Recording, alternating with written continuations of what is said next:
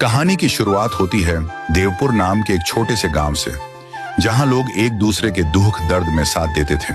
वहां की हवाओं में प्यार था और दिलों में अपनापन। बूढ़े किस्से सुनाते थे और खेतों में हरियाली थी।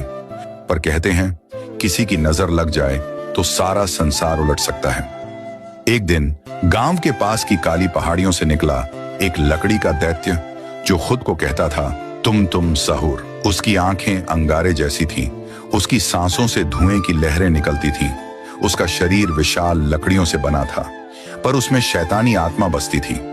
जैसे ही वह गांव में घुसा, धरती कांप उठी, घर जलने लगे, लोग चिल्लाते हुए इधर उधर भागने लगे। कोई कुछ नहीं कर पा रहा था। तुम सहूर ने गांव को मौत की वादियों में धकेल दिया।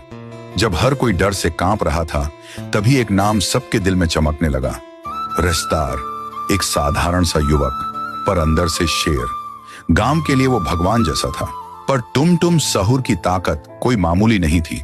रस्तार भी समझ गया था कि इस बार की लड़ाई आम नहीं, आर पार की होगी। रस्तार ने गांव छोड़ने का फैसला किया, नहीं डरकर बल्कि तैयार होकर लौटने के लिए। वह गया उस पहाड़ी की चोटी पर, जहां एक तपस्वी बाबा तपस्या में लीन थे। कहते हैं उन्होंने हजारों सालों तक तप किया था और महाशक्ति का रहस्य जाना था। रस्तार बाबा के सामने झुक गया। रस्तार, बाबा, मैं गांव की रक्षा करना चाहता हूं, पर मेरी शक्ति कम है। मुझे वो शक्ति चाहिए जो तुम साहूर को खत्म कर सके। बाबा की आंखों में आंसू आ गए।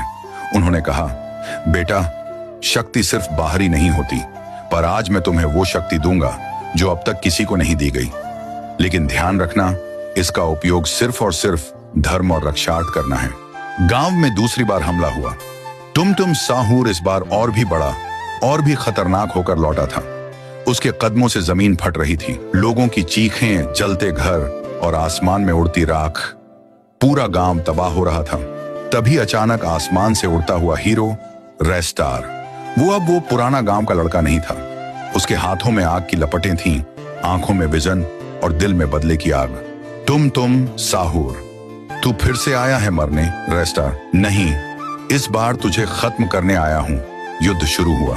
रस्तार ने पहली ही चाल में वायु गति से तुम साहूर पर वार किया, पर लकड़ी दानव ने उसे पकड़कर जमीन पर दे मारा। उसके शरीर से खून बहने लगा। तुम हंसते हुए बोला, मैं अमर हूं, मुझे कोई नहीं मार सकता। रस्तार के हाथों में आकाशीय प्रहार की शक्ति जागी। वो ऊपर उड़ा और पूरे बल से तुम साहूर के सीने में वार किया। वो वार ऐसा था कि तुम साहूर एक ही बार में नीचे गिर गए और वो हार गया।